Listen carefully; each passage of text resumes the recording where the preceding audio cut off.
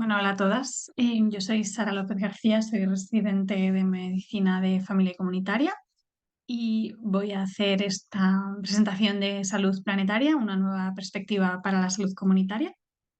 Entonces, bueno, a lo mejor muchas estáis preguntando un poco qué va todo esto, ¿no? Que, bueno, a lo mejor cambio climático, contaminación, a alguien le sonarán microplásticos, ¿no? Y realmente todas esas cosas son.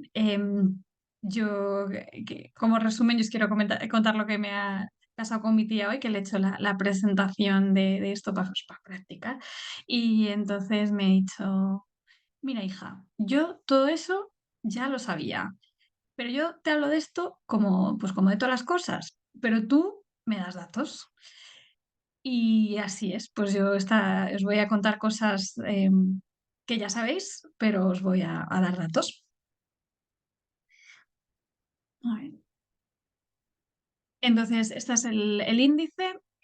La presentación consta de tres partes más importantes. La primera es una introducción de la salud planetaria en general. La segunda es un repaso de algunas cuestiones que afectan, bueno, que tienen afectación nociva sobre la salud de las personas, ¿no? De temas ambientales.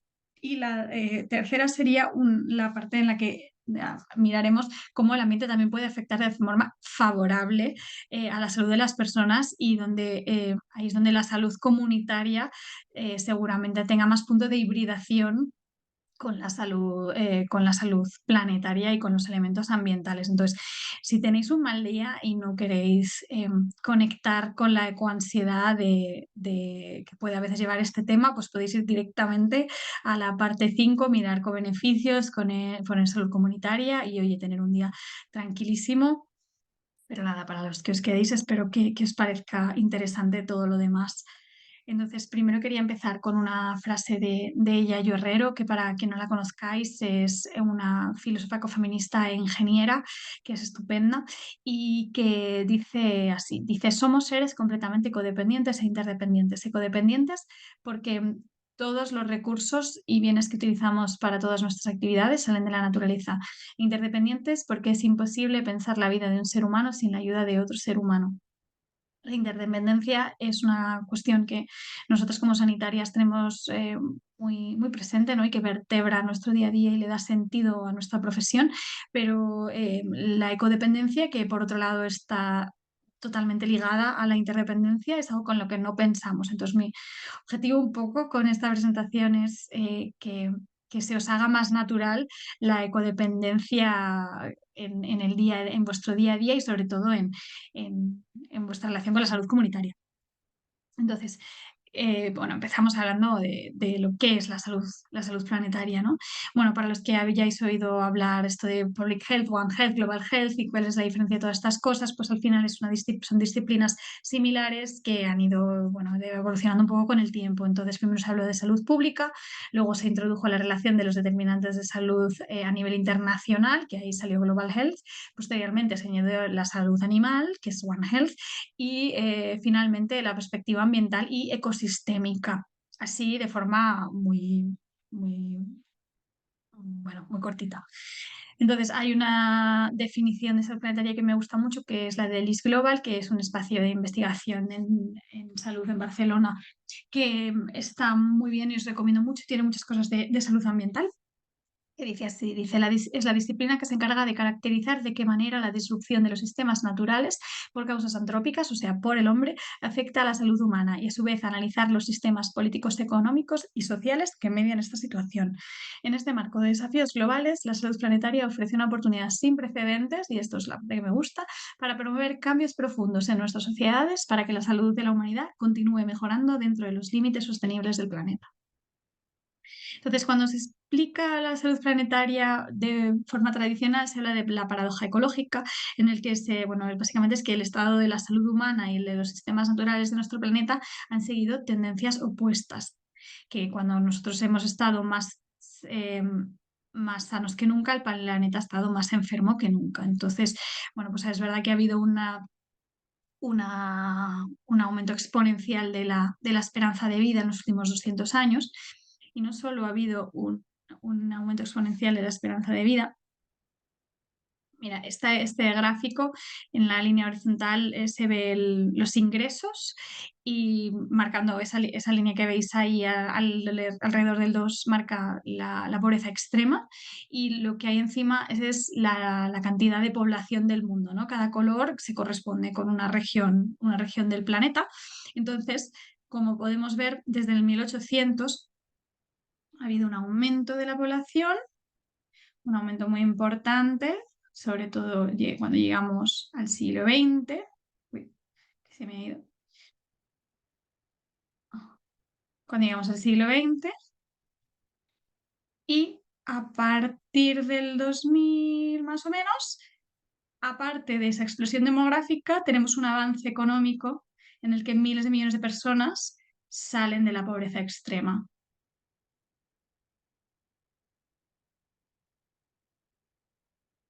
Esto, por otro lado, se ha asociado a una exponencialidad de los sistemas ecológicos también, ¿no? De la acidificación de los océanos, de la concentración de CO2, del el uso de la tierra para cultivos, de la pérdida de los bosques. Entonces, aquí hablamos de límites planetarios, que los límites planetarios son bueno, son 9, ¿no? Y son los elementos ecosistémicos dentro de los cuales la humanidad puede seguir desarrollándose y prosperando durante las generaciones futuras. Entonces, el cruce de un límite planetario ocurre cuando la actividad humana sobrepasa la capacidad del planeta para mantenerse en equilibrio, llevando a cambios ambientales irreversibles y peligrosos.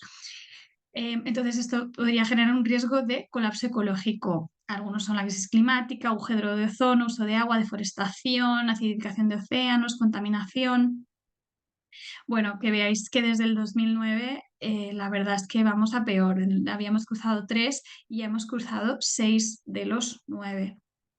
Entonces, de lo que he dicho, entonces el aumento de la población y el que miles de millones de personas hayan salido de la pobreza extrema responsable de la sobreexplotación de los recursos planetarios y la crisis climática.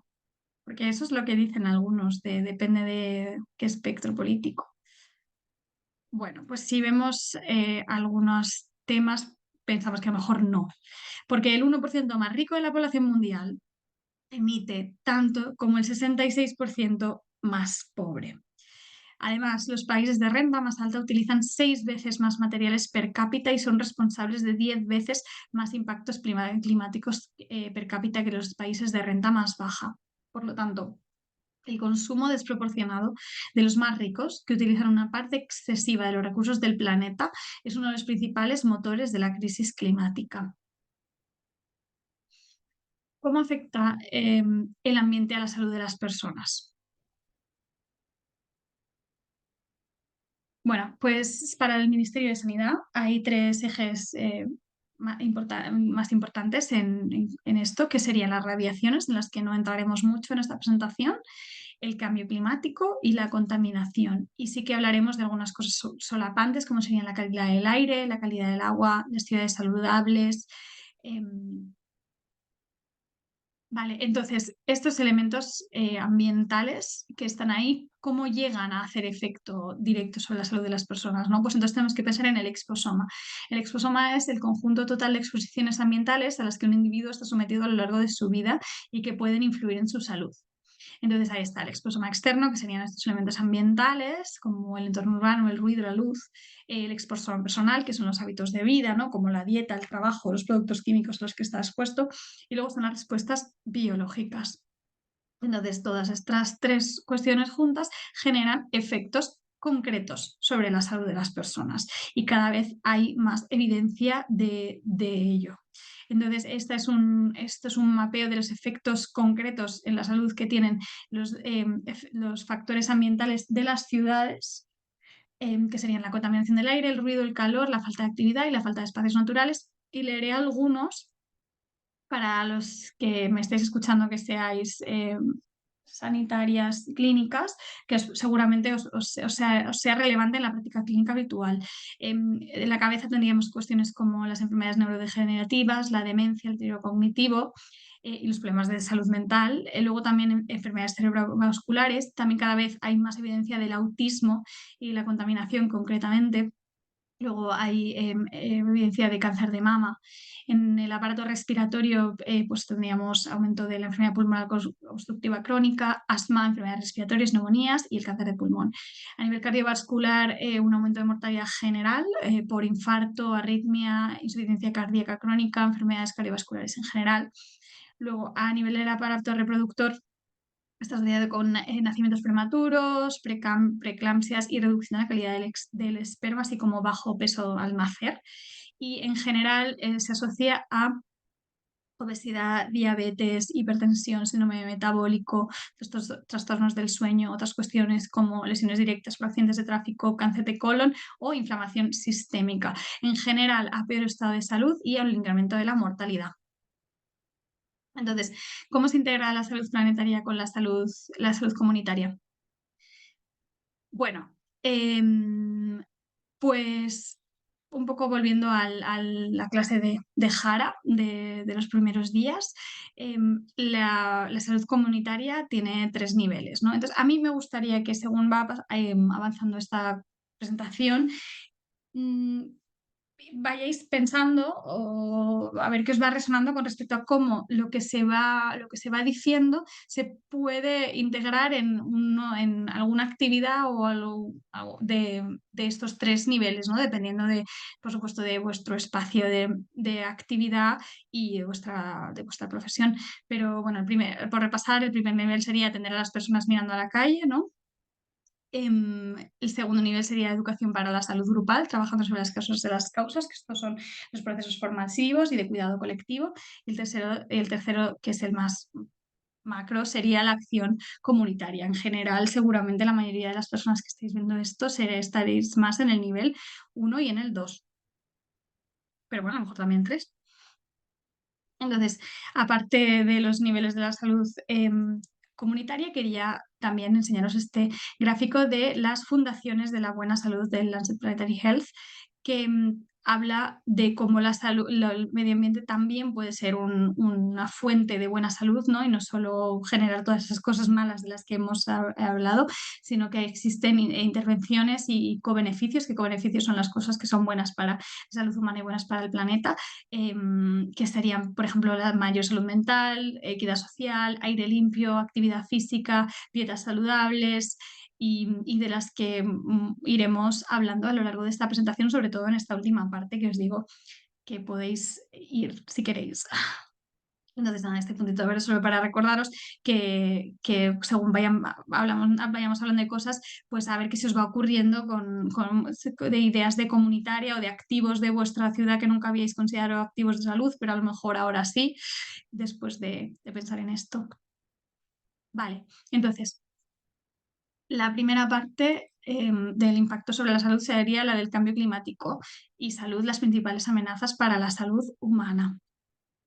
Entonces, si habéis llegado hasta aquí y al final os quedáis a la parte bajonera, os dejo 2 recursos de información que son el Lancet Countdown, que es una entidad que aglomera conocimiento científico sobre salud y cambio climático, que es muy importante y muy interesante. Si alguna vez necesitáis algo, ponéis Lancet Planetary Health o Lancet Countdown y ahí hay un montón de cosas. Y luego el IPCC, que es el panel intergubernamental del cambio climático, que son el grupo de expertos que hacen informes actualizando la evidencia científica sobre el cambio climático.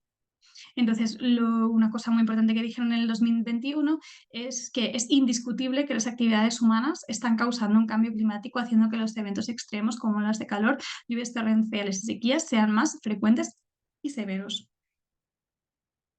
Entonces, bueno, esto lo decía porque todavía, todavía está este debate de si es un tema humano o no es humano. Bueno, pues el IPCC ya lo ha dejado clarísimo, ¿no? Es una causa antropogénica y, bueno, tenemos que gestionarlo. Vale. Entonces, sobre cómo afecta el cambio climático a la salud, este gráfico de la OMS me parece que está muy bien porque habla de cómo los factores de vulnerabilidad social se entrelazan con los efectos climáticos y con la exposición del medio material para generar efectos sobre la salud. Entonces, los factores de vulnerabilidad son en general transversales a todo lo que vayamos a ver en la presentación, aunque algunos los concretaremos, pero bueno, son factores demográficos, como puede ser la edad y la discapacidad, geográficos, biológicos, sociopolíticos, socioeconómicos, de la capacidad del sistema sanitario y igualdad de género y, bueno, racial también, no falta aquí. Vale, y bueno, los efectos climáticos extremos de los que iremos hablando. Y luego la exposición, como esto está, no es lo mismo una sociedad o una ciudad donde los edificios estén bien que uno que sean chabolas, ¿no? Esto lo hemos visto bien con lo de Birmania y Tailandia que pasaba hace poco con el terremoto. Entonces, esta interconexión de estos tres elementos genera efectos concretos sobre la salud, que son de diferentes tipos.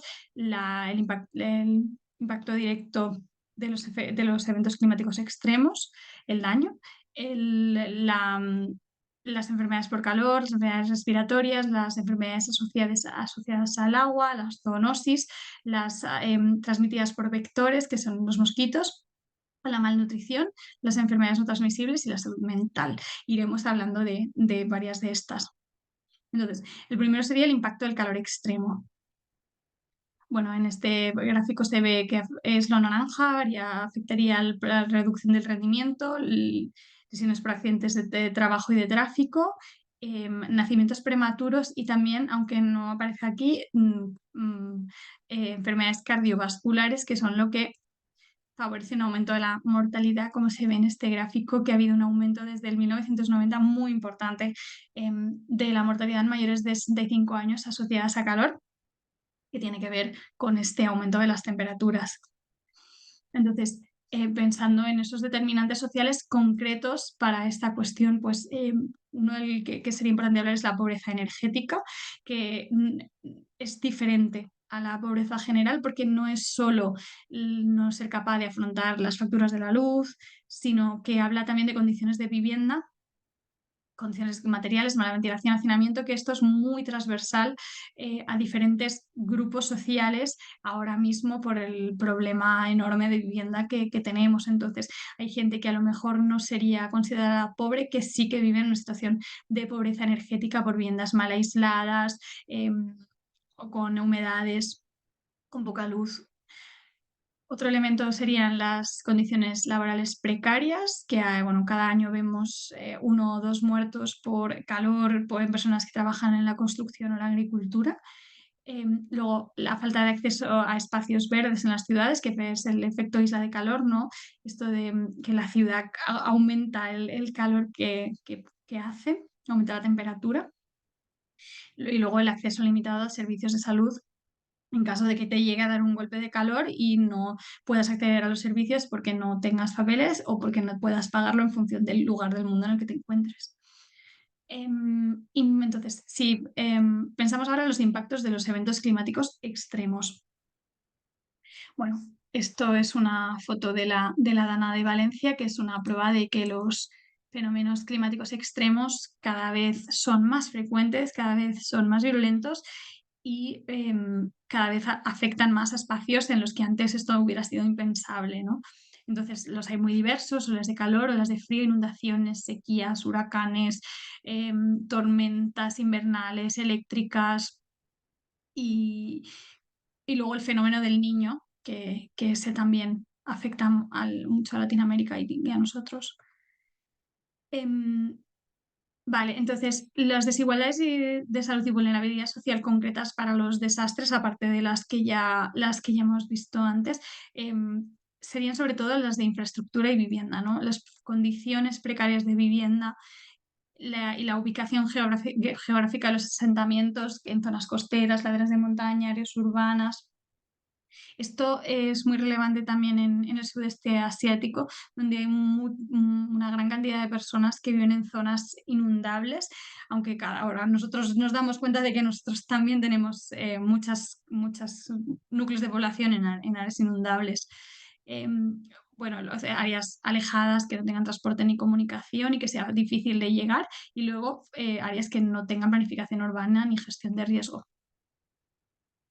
Entonces, si pensamos en desigualdades en salud en el contexto de los desastres, tenemos que pensar en la migración que estos desastres producen. Entonces, en el 2023, el 56% de los desplazamientos internos fueron causados por desastres, que a su vez los desplazamientos internos son la mayor parte de los desplazamientos humanos del mundo.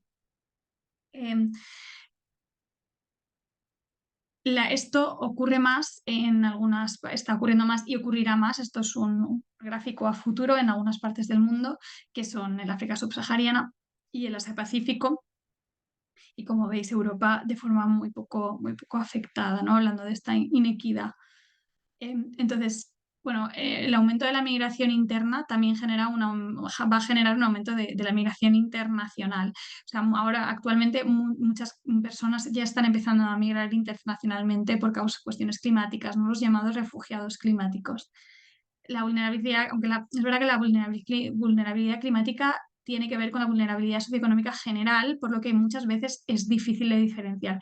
Pero bueno, sin embargo, podemos asumir un aumento de movimientos migratorios internacionales, y aquí pensando en quién es responsable, ¿no?, de esta crisis climática, tenemos que pensar qué respuesta vamos a dar a estos fenómenos migratorios que están llegando y que seguirán llegando en contexto de lo que se llama la justicia climática. Y bueno, esto es Tenerife cuando yo estuve aquí el año pasado. Esto es la inundación bueno, no, las olas, ¿no?, que se llevaron la parte del sur. Y bueno, estas personas pues habrán tenido que ser desplazadas a otras partes y se consideran desplazados climáticos también. Entonces, ahora querría hablar de las enfermedades transmisibles, que este tema, bueno, pues nos ha sido muy cercano durante tiempo. Entonces, las enfermedades pueden ser transmitidas por diferentes medios. Una sería por atar animales, que son las zoonosis.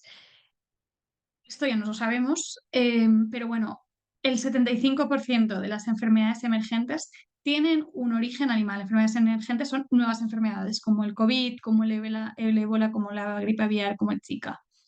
Entonces, esto viene causado por la pérdida de biodiversidad, la urbanización y el contacto humano-fauna silvestre en este proceso de urbanización, y el comercio global y mercados de animales, el famoso pangolín del mercado de Wuhan. Como ya os dije, esta presentación va de cosas que ya sabéis, pero yo os doy datos. Entonces, el efecto de la pérdida de biodiversidad con respecto a la transmisión de enfermedades tiene forma de parábola. Cuando hay una biodiversidad máxima, hay un efecto de dilución de esta transmisión. Y es en el punto en el que se empieza bueno, a talar árboles, a eliminar especies, este proceso inicial o medio de pérdida de biodiversidad, cuando hay más riesgo. Pero bueno, claro, si ya llega un punto en el que ya no queda nada de biodiversidad, como podría ser una ciudad, ahí el riesgo de transmisión es más bajo. Entonces, luego estarían las enfermedades transmitidas por vectores, que son enfermedades transmitidas por vectores artrópodos, que son mosquitos, que algunas son zoonosis, otras no. La malaria, por ejemplo, se transmite entre personas a través de un mosquito. Entonces, este aumento de las enfermedades transmitidas por vectores tiene que ver con el aumento de las temperaturas y también del transporte internacional de personas y mercancías. El Aedes aegypti, por ejemplo, el mosquito del dengue y del Zika, ha llegado a partes de Europa en las ruedas de camiones. Entonces, otros ejemplos serían que la malaria ha aumentado un 10% su zona endémica por el aumento de la temperatura, que los casos de dengue se han multiplicado por 8 en 20 años, y que ha habido brotes de enfermedades como el chikungunya o la fiebre del Nilo occidental en Europa en lugares que nunca habíamos visto, como Andalucía. Entonces, esto es un gráfico del CDC en el que se ven brotes de dengue, zika y chikungunya en Europa en los últimos 10 años, creo que es, en espacios que nunca se habían visto antes. Y para los que tengáis perro, que sepáis que el leishmaniasis ha aumentado, ha aumentado un 55% su área endémica. Vale, ahora hablaremos de desnutrición y calidad nutricional. Entonces, para hablar de esto hay que hablar de la paradoja alimentaria, que la paradoja alimentaria es que el 10% de la población global pasa hambre, además el 30% de la población mundial no puede permitirse una dieta saludable y, por otro lado, uno de cada 8 personas en el mundo eran obesas en 2022, que también es un tipo de desnutrición. Em, pero, sin embargo, producimos un 60 por ciento más de los alimentos que necesitamos y un tercio de la producción agrícola del mundo se desperdiciará, por lo cual esto supone que el desperdicio es responsable del 8% de las emisiones globales de gases de efecto invernadero, es muchísimo. Y luego, una cosa importante es que el 40% de estos desperdicios se producen en los hogares. ¿Vale? Este tirar comida es una cuestión que pasa mucho en las casas. Entonces, bueno, pero las causas del hambre evidentemente no son que tú en tu casa tires comida, no hay una causa ahí de la crisis climática, la desigualdad crónica y los conflictos. Entonces, perdón. Bueno, es el fenómeno de la paradoja alimentaria se marca dentro del sistema agroganadero actual, ¿no? Que es intensivo, que utilización de pesticidas y basado en monocultivos. Esto es un gráfico del uso de la tierra ahora mismo en el mundo. El 71% de la tierra es habitable y de eso la mitad se utiliza para la agricultura. Y de esa mitad que se utiliza para la agricultura, el 80% se utiliza para cuestiones de ganadería y de lácteos. Sin embargo, solo el 18% de las calorías que se consumen en el mundo provienen de esa ganadería. La parte de las plantas, ¿no? Produce el 83% de las calorías que se consumen, por lo tanto hay una desproporción del uso de recursos para la ganadería. En Europa también es el caso. Entre el 25 y el 30% de las emisiones totales se deben al sector de la alimentación y de ellas la mayor parte, que serían la parte roja y las barritas azules, tienen que ver con la carne, los huevos y la leche. Entonces, bueno, para que tengáis una idea del impacto ambiental de algunos alimentos, la carne de vacuno es de lejos la que de mayor impacto tiene. Vale, entonces ahora pasaremos a hablar a salud mental. Y la salud mental en, en temas ambientales tiene muchas patas. Muchas tienen que ver con el impacto de los espacios verdes sobre la salud mental de las personas y cómo lo favorecen, pero eso hablaremos más adelante. Aquí quería hablar de algo concreto que tiene que ver con el cambio climático y la salud mental, que es la ecoansiedad, que es el complejo sentimiento de preocupación, frustración, desesperación, dolor, culpabilidad, vergüenza e incluso de ira asociada a la realidad de futuro incierto al que nos enfrentamos. Entonces, el Lancet Planetary Health hizo una encuesta en 2021 el que preguntó a 10.000 personas jóvenes de 10 países diferentes, entre 16 y 25 años, tenían diferentes cuestiones sobre ecoansiedad y los resultados son bastante impactantes. El 45% dijo que la preocupación por el clima afectaba de forma negativa a su vida cotidiana. El 75% que el futuro es aterrador y el 56% que la humanidad está condenada. Entonces, claro, con estos niveles de preocupación por el cambio climático y con una visión tan pesimista, pues bueno, esta generación tiene uno de los movimientos de lucha climática más importantes que hay ahora mismo, ¿no? Que son los movimientos juveniles y a los que les debemos tanto en la lucha climática con los que es una obligación, bueno, colaborar y si ellos no han perdido la esperanza, nosotros pues tampoco podemos porque se lo debemos a ellos. Y yo hablo aquí como si yo fuera ya para tuviera 80 años, pero bueno. Vale, entonces, para que no os quedéis con una idea tan negativa, porque esto a veces genera un poco de mal rollo. En el IPCC, igual que hicieron los límites planetarios, han hecho un equivalente en los límites de los efectos de la salud del cambio climático, ¿no? Entonces, han visto que en diferentes escenarios de cambio climático, uno sería el de el aumento de 1,5 grados y el segundo que veis ahí sería el de un aumento de 4 grados, que sería como el peor escenario de todos. Hay una parte de los impactos sobre la salud humana que no nos podemos ahorrar, o sea, que serán impactos directos, ¿no? Que son la parte naranja. Pero han calculado que hay otra gran parte de afectación sobre la salud humana que sí que podemos, a la que sí que nos podemos adaptar, ¿no? Que sí que nos podemos ahorrar y que sí que podemos llegar a transitar, que sería toda la parte roja. Vale. Y ahora quería hablaros del sistema sanitario, porque a veces no pensamos en el sistema sanitario como un elemento importante en el cambio climático. Entonces, el sistema sanitario emite el 5% de las emisiones globales netas. Si el sistema sanitario fuera un país, sería el quinto emisor más grande del planeta. Esto está sobre todo, tiene mucho que ver con el sistema americano, o sea, con el estadounidense de salud, que supone el 10% de sus emisiones y que tiene que ver con el hecho de que sea un sistema de salud privado, eh, altamente hospitalizado, con muchísimas pruebas, con muchísima carga farmacológica. Luego también el segundo es China y el tercero India, pero muy, muy por detrás por el número de personas. Entonces, em, el impacto ambiental del estado del sistema de salud, perdón, tiene varios puntos críticos. El primero es son los hospitales, que son que emiten muchas, eh, muchos gases de efecto invernadero y dentro de ellos los procedimientos quirúrgicos, la gestión de residuos y los productos farmacéuticos, que suponen un 5% de las emisiones. Luego deciros que el sistema de atención primaria requiere 10 veces menos recursos que el hospitalario y emite solo un 20% total de las emisiones del sistema de salud. A cambio, sostiene el 90% de las demandas de salud. O sea que por aquí claramente van los tiros de un sistema de salud saludable.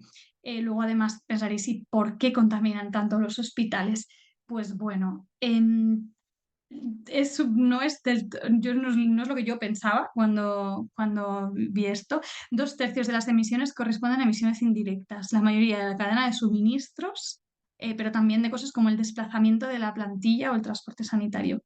Y luego ya una parte corresponde al gasto energético en las propias instalaciones y el uso de los gases anestésicos, que eso también es más conocido.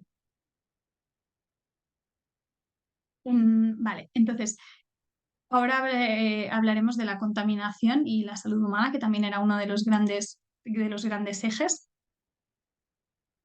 Y empezamos, digamos, por la calidad del aire. Entonces, la contaminación atmosférica y la calidad del aire es el principal riesgo medioambiental para la salud en Europa. Hay 7 millones de muertes atribuibles a la contaminación en el mundo al año en el mundo y se estima que el 97% de la población estuvo en el último año expuesta a niveles de PM2,5, que son las moléculas más nocivas de todas, superiores a los recomendados por la OMS. Eso quiere decir todos nosotros, vaya.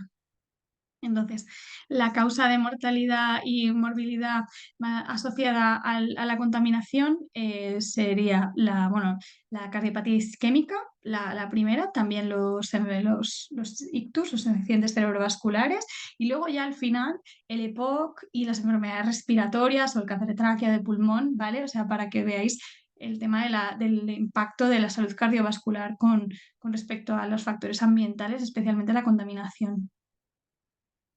Vale, entonces esto sobre todo es muy importante en las ciudades, que es donde más moléculas de estas contaminantes hay.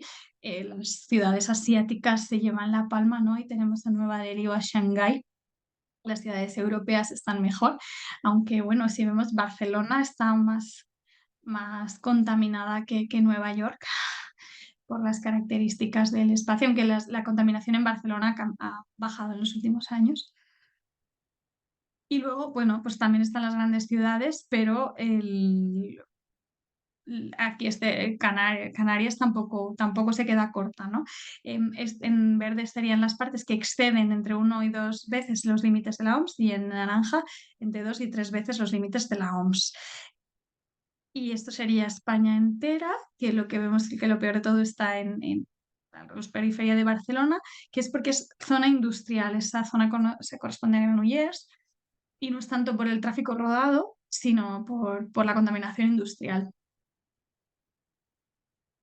Vale, entonces ahora hablaremos de seguridad nutricional y tóxicos, que esto es algo que también está bastante de moda y que sale bastante en los medios. Entonces, la contaminación del agua es un elemento muy importante, aunque es verdad que en nuestro medio es bueno, nuestras aguas están potabilizadas y en general es menos peligroso. Es verdad que vosotros en Canarias tenéis una situación particular con el tema de los emisarios de material fecal. Entonces os he dejado aquí un radar de calidad de agua del Gobierno de Canarias por si os interesa, por si os parece relevante para algún tema de salud comunitaria, que creo que podría serlo, en el que se puede identificar el estado del agua de las diferentes playas. Que lo podéis o buscar en Google o mandarme un mail y yo os lo envío. Luego, los disruptores endocrinos, que también están muy de moda, que son los químicos que imitan o bloquean nuestras hormonas alterando el sistema endocrino. Hay diferentes, están los metales pesados que se acumulan en los peces grandes y los mariscos, los plaguicidas como los organofosforados que entran en la cadena alimentaria directamente, los PFAS están en los utensilios de cocina como el teflón o los productos de limpieza, y los retantes de llama que se liberan en muebles, y los fenoles que están en envases, en cosméticos, en protectores solares. Luego también los ftalatos que están en los plásticos, lo famoso de no calentar los tuppers de plástico en el microondas, pues viene por esto. Entonces, el efecto sobre la salud.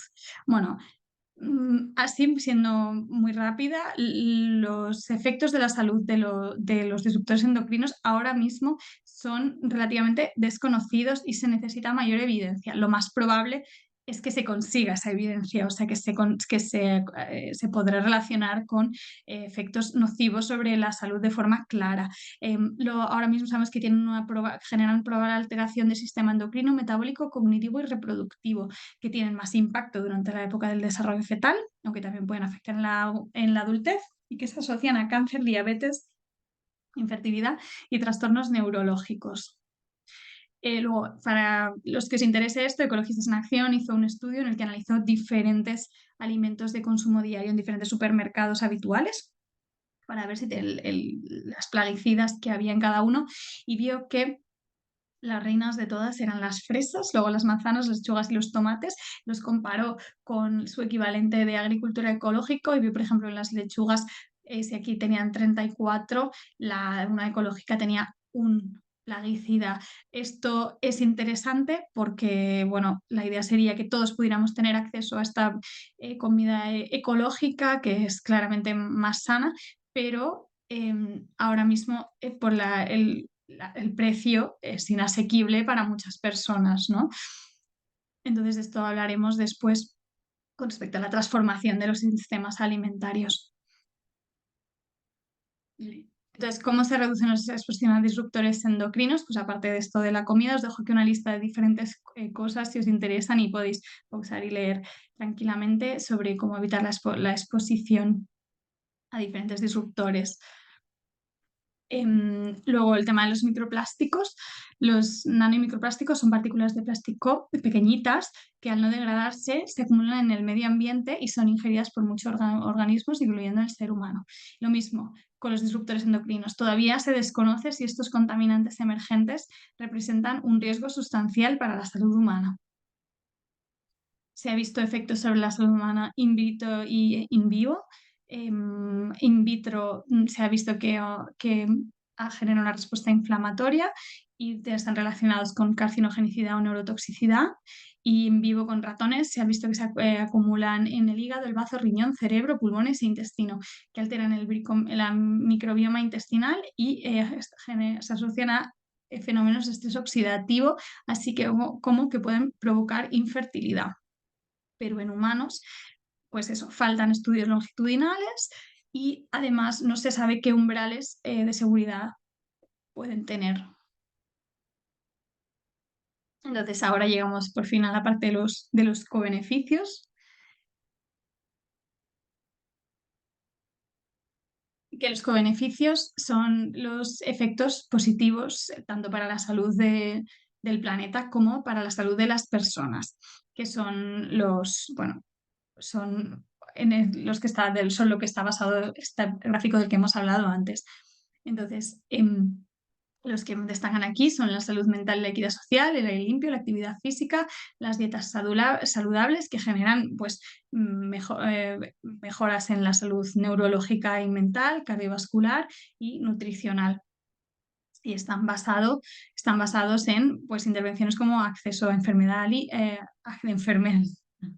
acceso a energía limpia, electricidad limpia, transporte sostenible y sano, como pues la bicicleta, un sistema de salud sostenible y una reducción de la carne en roja y procesada. Entonces, uno de los elementos que aglomera varios puntos de esta gráfica de aquí serían las ciudades saludables, ¿no? Em, Aire limpio, actividad física, transporte o planeamiento urbano, bueno, varias. Entonces, el IES Global ha identificado 5 elementos determinantes sobre la salud humana en las ciudades, que son de los que hemos hablado antes, que son la contaminación del aire, el ruido, los espacios naturales, la actividad física y la temperatura. Entonces, pensad ahora con la mirada puesta en la salud comunitaria, que elementos o qué partes o qué activos bueno, qué intervenciones de salud comunitaria pueden tener que ver con contaminación del aire, ruido, espacios naturales, actividad física o temperatura. Una de ellas, muy importante, es la prescripción social basada en la naturaleza. Esto es la prescripción social que incluye específicamente el acceso a la naturaleza como uno de los componentes principales y que se trata de hacer una prescripción de tanto espacios azules como espacios verdes, no espacios azules con agua, espacios verdes con naturaleza. Entonces son espacios que favorecen la biodiversidad, reducen el efecto de la isla de calor y actúan como refugios climáticos. Ojo porque refugios climáticos son los espacios naturales, pero también son lugares como las bibliotecas, algunos museos, y está bien conocer la red de refugios climáticos de una ciudad también para poder hacer una prescripción desde la consulta, ¿no? Porque a lo mejor alguien con factores de riesgo cardiovascular no se puede permitir un aire acondicionado en agosto, pero vive al lado de una biblioteca y puede ir a las horas de mayor calor del día a leer el periódico allí, ¿no? Que es, por ejemplo, lo que yo hago, que vivo en una casa fatal aislada en Barcelona, donde se ha visto que los espacios azules tienen efectos de mejor salud mental y aumentan la actividad física, y se ha visto con los espacios verdes, pues similar, ¿no? Aumento, reducción del estrés, pero también se ha visto incluso que aumentan la esperanza de vida y mejoran el desarrollo cognitivo y se están viendo indicios de que disminuyen los casos de cáncer. Entonces, en niños y niñas, esto todavía es investigación bueno, están en ello, ¿no? Están viendo que hay cambios de la capacidad de atención, que mejora la concentración, que favorece el desarrollo emocional y el comportamiento, cuestiones físicas como la coordinación, el balance, la agilidad, temas sociales como la autoconfianza, la autodisciplina, las habilidades sociales y luego cuestiones como el peso adecuado de los recién nacidos. Otro tema que se puede ligar mucho con la salud comunitaria sería el transporte activo. El transporte activo es ir a casa o al trabajo o a donde sea, o caminando o en bicicleta, ¿no? Entonces, esto, por supuesto, requiere de un espacio urbano favorable, ¿no? Con entornos caminables, carriles bicis y transporte público. también hay que pensar en que no, por ejemplo, si alguien tiene factores de riesgo cardiovascular, pues no podrá ir en una vía llena de coches en bicicleta porque a lo mejor le genera más un problema que una solución. Entonces, bueno, pues esto hay que personalizarlo. Luego, pensando en un sistema de salud sostenible, bueno, pues yo creo que esto que voy a describir se parece ya a muchas cosas que vosotros y vosotras ya estáis, bueno, ya llevando a cabo en vuestra práctica clínica habitual y también en un sistema de salud en el que vosotros os proyectáis, ¿no? Que sería un sistema de salud universal y primarista, con un enfoque saludista y de prevención, de reducción de la medicalización y el consumo de fármacos, que tenga un enfoque de determinantes sociales y ambientales y que intente hacer una promoción de la salud y no solo un manejo de la enfermedad, ¿no? También un sistema donde la salud sanitaria sea transversal, desde la práctica clínica hasta la gestión, donde haya personal con formación y un uso sostenible de recursos, un sistema sanitario de cero emisiones y gestión circular de los residuos, sobre todo de cadena de suministro sostenible, pero también teniendo en cuenta las energías renovables, en el que las comunidades sean activas y la gobernanza participativa, donde la salud comunitaria sea un eje primordial, y así como la colaboración con otros agentes sociales y luego que tenga financiamiento pro equidad. Entonces, hay pues esto a lo mejor esto es, no lo habíais pensado así, pero un programa de prescripción y desmedicalización también sería un programa de salud planetaria. ¿Por qué? Pues porque disminuir la polimedicación, adecuar tratamientos a necesidades sexuales y evitar medicación inapropiada evita tantos efectos secundarios a las personas como al planeta, con ese 5% de emisiones asociadas a la medicación de un sistema sanitario. Luego, con respecto a los sistemas alimentarios, ya hemos visto que esto está en muchas partes diferentes de la salud planetaria y de los efectos del cambio climático. Entonces, por supuesto, lo podemos pensar como un problema más individual, ¿no? Y hablarle a las personas, pues sobre todo en este nivel 1 de la dieta planetaria, de que compren alimentos locales y de temporada en la medida de lo posible ecológicos, si el nivel económico lo permite, que eviten productos procesados con embalaje excesivo, hacer incidencia en los temas de los desperdicios de alimentos, que a veces esto no lo pensamos, pero es muy importante. Pero claro, no hay que perder de vista que esto no solo es un problema individual, sino que esto es un problema colectivo, ¿no? Y que tenemos que pensar en una transformación de los sistemas alimentarios, porque las dietas saludables y planetarias deben ser asequibles y accesibles para todos y para todas. Y además que el desperdicio es algo estructural y no solo individual. Tiene que haber una inversión en nutrición con programas que aborden la malnutrición en todas sus formas y necesitamos sistemas alimentarios que sean resilientes a la crisis climática. Vale, entonces, pensando en esta transformación de los sistemas alimentarios, es muy relevante el concepto de soberanía alimentaria, ¿no? La soberanía alimentaria habla del acceso y control sobre la tierra, el agua y las semillas. Tiene un enfoque de derechos de los agricultores y pescadores artesanales. Está basada en la agroecología y la producción sostenible, en las economías locales y circuitos cortos de comercialización y además favorece la autonomía frente a las corporaciones. Ejemplos muy inmediatos en nuestro medio de soberanía alimentaria serían las cooperativas alimentarias y los huertos autogestionados. Y luego quería comentaros la cuestión de la dieta planetaria. Con el tema este de la carne y el uso de recursos, la gente entra un poco en pánico, ¿no? De, bueno, y ahora de repente todos tenemos que ser vegetarianos.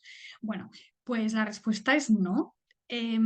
Alguien, en concreto Elite Forum, que es una fundación que hace una investigación muy interesante, ha calculado cómo debe ser un plato para que sea equilibrado y saludable para las personas y también para los sistemas eh, planetarios.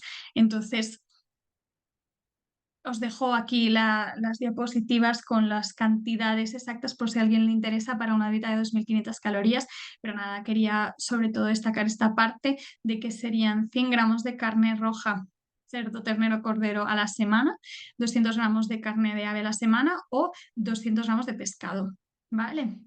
Y luego hay muchas otras cuestiones. Os dejo también aquí una tablita por si queréis pausar y mirar más en detalle. Y esto es un elemento muy relevante para ese nivel 1 o incluso ese nivel 2. Entonces, finalmente quería terminar con un ejemplo de un proyecto de salud comunitaria y salud planetaria que hicimos, bueno, que llevamos a cabo y estamos en ello en el centro de salud en el que yo trabajo. Entonces, empezamos con un mapeo de activos existía previamente y decidimos darle como una mirada medioambiental e identificar activos de salud medioambiental. Pero bueno, este es el barrio en el que yo trabajo, es un espacio asfaltado con algunos árboles, pero que realmente dudamos de si vamos a poder encontrar activos de salud medioambiental.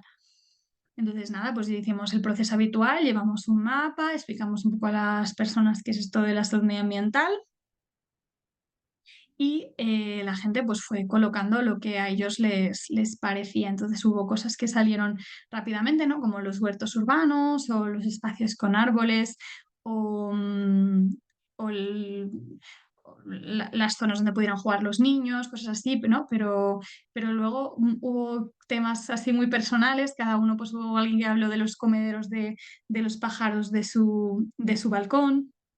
Hubo también puntos de intercambio de libros y de ropa y luego hubo también un movimiento vecinal de lucha contra las cocinas fantasma que se hizo en el barrio y que acabó ganando. Y una macro cocina fantasma que se iba a hacer no se llevó a cabo al final. Entonces, luego con toda la información que sacamos, la digitalizamos y un poco la ordenamos a través de las clases de alfabetización digital del barrio y al final identificamos varias cosas que nosotros podíamos hacer, con las que podíamos hacer prescripción medioambiental. Entonces, la primera fue el huerto urbano, que, que salió un segundo. Espera. Bueno, perdón, disculpad, que esto es bueno, cosas del semidirecto, que ha habido un ruido enorme y pensaba que se había matado a alguien, pero nada, todo bien. Nada, que una de las cosas que salió más rápido fue los demás, los huertos urbanos, ¿no? Hay tres en el barrio de La Pau. Entonces, los huertos urbanos son muy interesantes porque son un ejemplo de soberanía alimentaria y resiliencia climática, lazos sociales y comunitarios, espacios verdes urbanos y de biodiversidad. Entonces, hemos iniciado hace poquito un programa de derivaciones al huerto y por ahora hemos derivado a una mujer y ya, bueno, pues estamos, ya os contaremos qué tal va. Luego salió también un grupo de caminadoras que en realidad ya conocíamos, que son un grupo de mujeres que se juntan desde hace muchos años am, a varios días, bueno, ahora es un día a la semana y que uno de los lugares por los que pasean es el Besós renaturalizado, que esto es un activo de naturaleza desde hace muy poco, porque antes, bueno, estaba fatal y lo han renaturalizado y ahora hay un montón de especies de pájaros y de animales y es un lugar muy bonito a la que la gente le da mucho uso. Luego hay un grupo de cocina saludable y claro, esto es un poco tricky porque muchas veces pensamos en grupos de cocina y es verdad que no siempre se tiene en cuenta la mirada planetaria. Este grupo de cocina en concreto sí que la tiene y la verdad es que funciona muy bien. Luego vimos que había salidas saludables dentro de los centros cívicos que van a diferentes espacios naturales y existe tanto en el barrio de La Pau como en todos los barrios de Barcelona los puntos de asesoramiento energético en los que la gente va a entender mejor su factura de la luz y también a ver cómo pueden pagar menos o cuáles son sus condiciones. De hecho, nosotros estamos haciendo una investigación sobre pobreza energética y estamos en colaboración con ellos para también hacer un proceso de derivaciones. Pero esto será más adelante. Luego también salió la Biblioteca Gabriel García Márquez, que no sé si la conocéis, pero fue elegida la mejor biblioteca del mundo el año pasado, o el anterior, creo, y que es un súper activo de salud medioambiental y un gran refugio climático. Entonces, en conclusión, la salud comunitaria en perspectiva planetaria es un terreno fértil para promover los co-beneficios entre salud y clima. Los activos de salud ambiental deben integrarse en los mapeos de activos para facilitar la salud comunitaria en perspectiva planetaria. Y esta va más allá de la simple prescripción de naturaleza y debe adaptarse al contexto al que esté. Pero bueno, que aún queda mucho por explorar, innovar e imaginar en el campo de la salud comunitaria desde una perspectiva ambiental. Así que espero que esto os haya sido de utilidad para pensar en cómo integrarla en vuestros proyectos de salud comunitaria. Y, y nada, ha sido un placer. Os dejo mi mail por si tenéis alguna duda, pregunta o si queréis enviarme algo o que os envíe yo alguno de los recursos que hay en esta presentación.